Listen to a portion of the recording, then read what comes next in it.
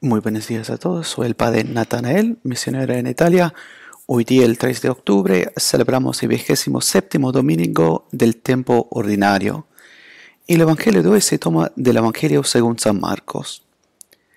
Se acercaron algunos fariseos y para ponerlo a prueba le plantearon esta cuestión: ¿es lícito al hombre divorciarse de su mujer? Él les respondió: ¿qué es lo que Moisés les ha ordenado?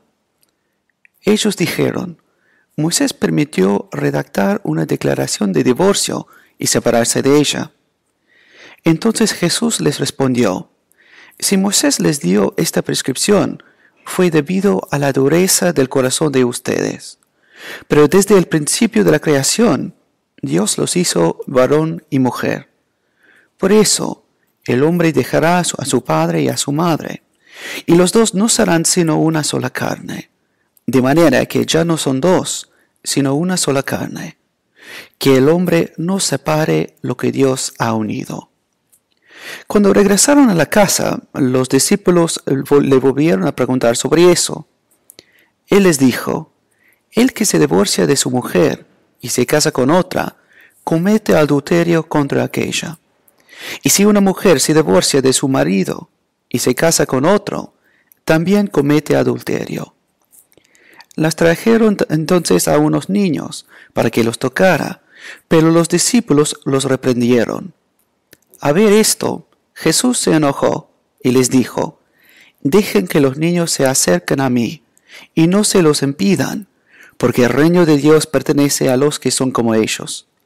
Les aseguro que el que no recibe el reino de Dios como un niño, no entrará en él.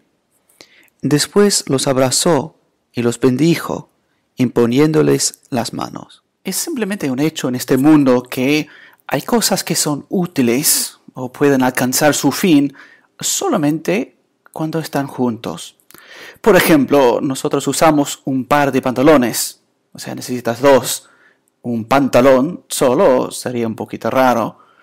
O para cortar cosas necesitas un par de tijeras.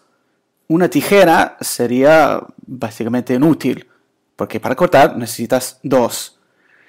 Entonces, si es así con las creaciones humanas, las invenciones humanas, es aún más cierto para las cosas divinas, y especialmente con aquella creación divina que es el matrimonio. Porque de solo juntos, el hombre y la mujer, que puedan alcanzar el fin del matrimonio. Y es justamente por eso en el Evangelio de hoy que Jesús nos habla de modo muy fuerte, que dice, hablando a sus discípulos: el que se divorcia de su mujer y se casa con otra, comete adulterio contra aquella. Y si una mujer se divorcia de su marido y se casa con otro, también comete adulterio. Y esas son palabras que para algunos son muy difíciles de escuchar. Y si no entendemos el porqué que se encuentra detrás de esas palabras, es muy fácil enojarse. Y es justamente por eso que la iglesia hoy día, en este domingo, nos da todas las lecturas juntas, ¿no? Para ver toda la visión del matrimonio, el gran valor que tiene, la importancia del amor y cómo es el plan original de Dios para esas cosas. Entonces empezamos con la primera lectura del libro del Génesis, que nos habla de la creación de la mujer. Y es importante porque en el Evangelio Jesús nos habla del principio. Del principio. Los fariseos dicen que Moisés los permitió divorciarse, pero Jesús les dice: pero desde el principio de la creación Dios los hizo varón y mujer. En un texto paralelo en el Evangelio según San Mateo, dice él aún más claramente: Moisés les permitió divorciarse de su mujer debido a la dureza del corazón de ustedes, pero al principio no era así. Al principio no era así. O sea, que Dios en su diseño no permitió el divorcio. No quiere el divorcio, no quiso el divorcio. Pero el problema es que después del pecado original, con todos los problemas que sigan, el matrimonio, como todas las otras cosas, no es fácil. Necesita trabajo. Y como el hombre tiene que luchar contra la tierra, contra sus deseos y contra las tentaciones, también en el matrimonio hay muchas dificultades que hay que vencer. Es por eso que en la primera lectura escuchamos en el misterio de creación cómo el hombre y la mujer han sido dados el uno al otro por su Creador. Como dice Dios, no conviene que el hombre esté solo, voy a hacerle una ayuda adecuada. Y después Dios hace todos los animales, todos los pájaros, las bestias, todo, pero nada era como el hombre. O sea, a veces decimos que el perro es el mejor amigo del hombre, pero no es como el hombre, es menos que el hombre. Incluso hay personas que dicen que los gatos son geniales, son animales muy buenos, pero esos gatos ni siquiera ellos son como los seres humanos. Entonces, ¿qué hace Dios? Para dar un dono, un regalo al hombre, hace la mujer. Y justamente en aquel momento que Adamo encontró a alguien que era como él. Entonces, en la primera lectura escuchamos que los dos, el hombre y la mujer, han sido creados para el matrimonio. Por eso el hombre dejará a su padre y a su madre, y los dos no serán sino una sola carne. De manera que ya no son dos, sino una sola carne. Y eso es interesante porque aquí vemos claramente que es solamente a través del dono sincero de Isai que el hombre puede encontrar a sí mismo, ¿no? Él necesita darse para encontrarse. Y justamente eso que Dios ha creado, que ha pensado al principio, antes del pecado original, ¿no?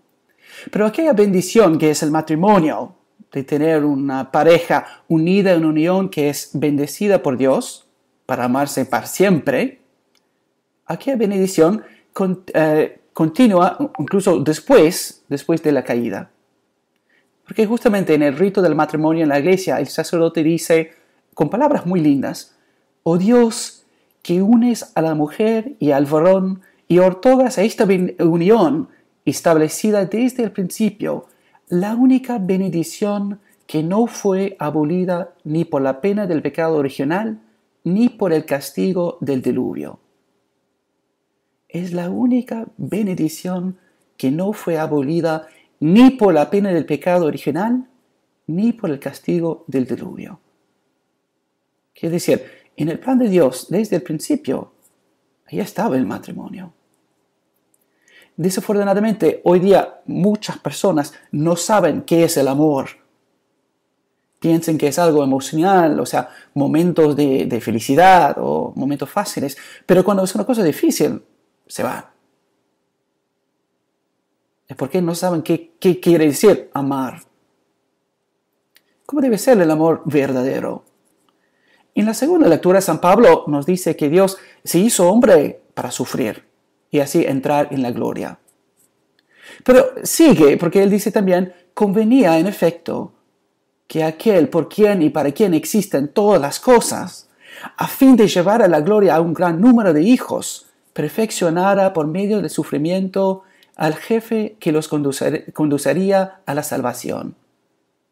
Jesús se entregó totalmente por su esposa, la iglesia. Y si también nosotros queremos ser como Cristo, también nosotros tenemos que darnos totalmente, ¿no?